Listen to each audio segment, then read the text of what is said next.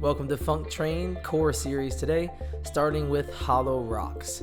So we're thinking making sure the back is flat to the floor, arms are overhead but within view, legs nice and straight, so I want those knees nice and locked out, toes pointed like a ballerina.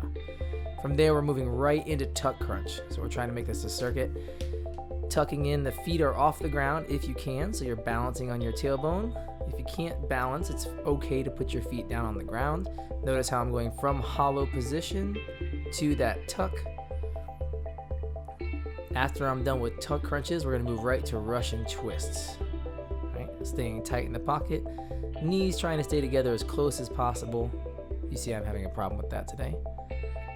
From the Russian twist, laying right back into windshield wipers, using your arms to help stabilize yourself so your lower back doesn't take too much stress.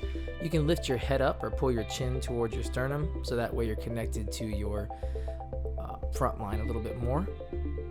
After that, rolling over to arch swivel, elbows pulled back off the ground.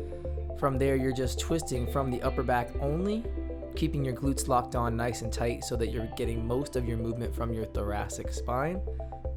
Pretty nasty little upper back exercise here. From the arch swivel, we're moving into the arch rock.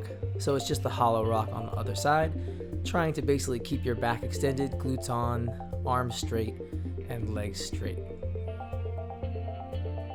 From the arch rock, we're going to go right into a prone Cobra hold for 20 to 30 seconds, and that will finish off your circuit today.